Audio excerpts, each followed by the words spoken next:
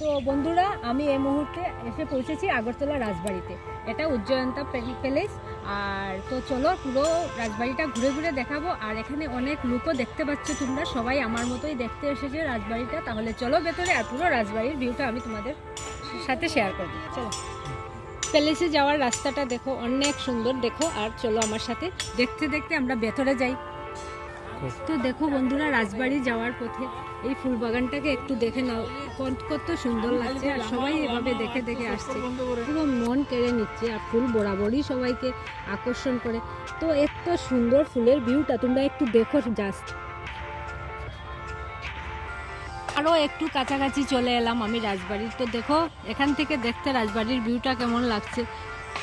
এই ফুল বাগানটা রাজবাড়িকে যেন আরও সুন্দর করে তুললো। এমনিতেই রাজবাড়িটা সুন্দর লাগছে, যত কাছে যাচ্ছি ততটাই ভালো লাগছে, কিন্তু এই ফুল বাগানটা যেন রাজবাড়িকে আরও বেশি আকর্ষিত করে তুলেছে সত্যি।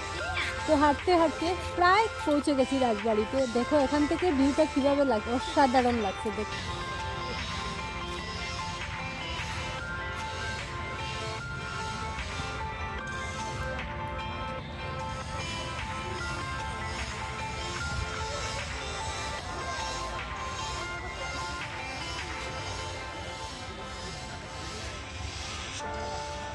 দেখো বন্ধুরা, তোমরা এই যে উজ্জয়ন্তা প্যালেস লিখেছে, এই ফুল বাগানটা ফুলগুলো এমনভাবে লাগিয়েছে যে পুরো উজ্জয়ন্তা উপরে আর নিচে প্যালেস, ফুল দিয়েই লেখা হয়ে গেছে। দেখতে পাচ্ছ তোমরা।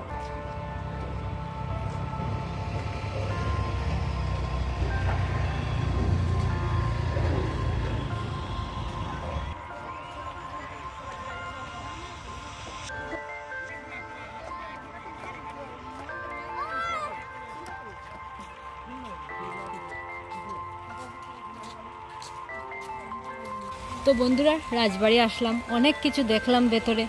আর ত্রিপুরার রাজবাড়ির ইতিহাস সম্বন্ধে অনেক কিছু জানলাম। আর অনেক ভালো ভালো জিনিস ভেতরে, অনেক দেখার মতো জিনিস আছে, অনেক কিছু জানারও আছে। কিন্তু দুঃখের বিষয় হলো আমি তোমাদের দেখাতে পারলাম না, কারণ হচ্ছে ভেতরে ফটো তোলা, ভিডিও করা এসব পুরোপুরি নিষেধ। তাই এটাই আমার খারাপ লাগছে যে আমি তোমাদের ভেতরটা ঘুরে দেখাতে পারিনি। তো যতটুকু আমি তুলে ধরেছি, তোমরা ভিডিওটা ভালোভাবে দেখো, নিশ্চয়ই ভালো লাগবে। ভালো থেকো, সুস্থ থেকো। আর ভিডিওটা এখানেই শেষ করছি। ধন্যবাদ।